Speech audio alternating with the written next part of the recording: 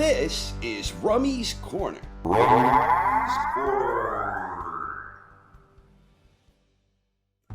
So according to the WBA, 47-year-old Sergio Martinez is the number 3 ranked middleweight in the world. Oof, madon. And in actuality, he will be turning 48 years old next month. You cannot make this stuff up. And frankly, it's ridiculous. This isn't meant to disrespect the former middleweight champion. Once upon a time, Maravilla was an outstanding boxer with a great abundance of skill and talent, and his unorthodox fighting style was mighty entertaining. He was best known for 3 fights over a 1-year stretch in 2009-2010, which started when he lost a somewhat controversial majority decision against Paul Williams in December 2009. Then in April 2010, Martinez overcame a 7th-round knockdown to win a 12-round unanimous decision against middleweight champion Kelly Pavlik. With that victory, Martinez had become the unified WBC, WBO, and lineal middleweight champion. He was stripped by the WBO shortly after, and his first title defense was a rematch against Paul Williams in November 2010. Martinez won the rematch by a devastating 2nd-round knockout.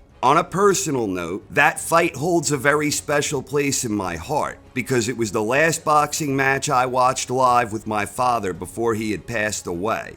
Martinez was then stripped of the WBC belt, but he continued winning fights the next several years as the legit lineal middleweight champion, and he ultimately won back that very same WBC belt when he beat Chavez Jr. in September 2012. But in June 2014, things ultimately came to an abrupt and decisive end for Maravilla when he was stopped by Miguel Cotto, who became the new WBC and lineal middleweight champion. That one happened at a catchweight of 159, and a year after that loss, Martinez retired. But like a phoenix rising from the ashes, Martinez made a comeback in the summer of 2020, and he's been active, winning 5 fights since that time. But none of those wins were particularly notable, and his most recent victory from a few weeks ago was a 2nd-round knockout against Kid Noah, whose professional record stands at 6 wins, 7 losses, and 2 draws according to BoxRec.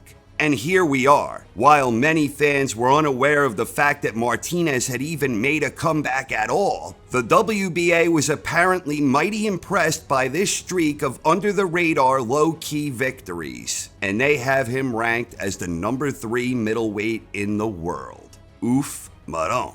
Forgetting Martinez, it's also probably worth noting that the rest of their rankings here ain't exactly in line with the top 10 rankings from more reputable sources like Ring Magazine or the Transnational Boxing Ranking Board. But the bigger point here is that after being out of action for more than 6 years, Martinez hasn't had a win against a legitimate contender at 160 since he beat Martin Murray all the way back in 2013.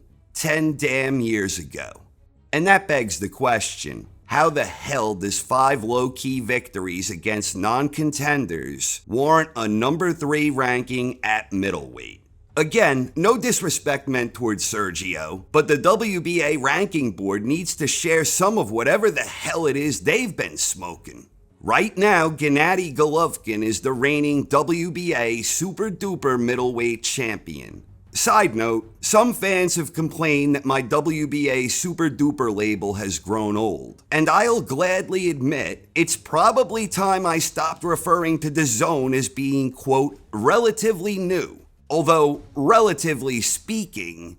Anyway, for as long as the WBA keeps peddling this 2-belt nonsense with their super belt and their regular belt, I will continue referring to it as the Super Duper, because really, what's the damn difference? Besides, I'm like Fozzie Bear over here. I can't resist telling the same bad jokes over and over again, even if I know they will bomb. Did you know that Carl the Cobra Froch knocked out George Groves in front of 80,000 screaming fans at Wembley Stadium?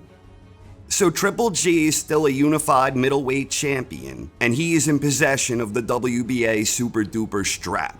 You see where this is potentially heading. Seems to me as if some behind-the-scene players are looking to set up a match between Golovkin and Martinez. Now, Gennady himself is going on 41, but there is 41 years old when you're actively competing against top-level opposition, and then there is 48 years old when you haven't had a significant victory in 10 years.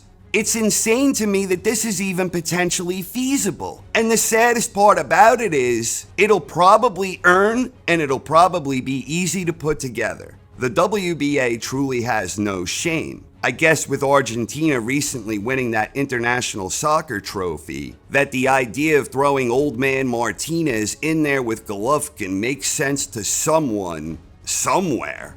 Now, I've seen a few people actually defend the WBA's move here, referencing the great Bernard Hopkins as an example of modern times, where athletes compete longer. And in the case of the Executioner, he broke the record when he became the oldest champion in the long, rich history of boxing. He broke that record twice. First when he beat Pascal in May 2011 at age 46, and then again in March 2013 when he beat Tavoris Cloud at age 48. Hopkins would also become the oldest boxer to win a unification bout when he beat Shumanov in April 2014 at age 49, which is extraordinary. Interestingly enough, Hopkins broke that record 2 months before Martinez had what appeared to be his last fight when he lost to Cotto. But the difference here is that Hopkins never left, and Hopkins continued competing at an elite level against the bona fide top guys, giving as good as he got and winning more often than not.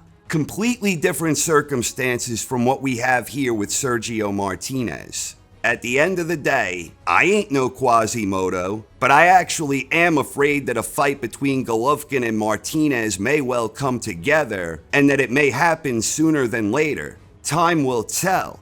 Again, no disrespect meant towards Sergio Martinez, and I wish him the very best of luck in his comeback. But the simple fact remains, he has done absolutely nothing to warrant the ridiculous ranking from the shady WBA organization. Thanks for watching, everyone. I hope you enjoyed and have a wonderful night. This is Rummy's Corner.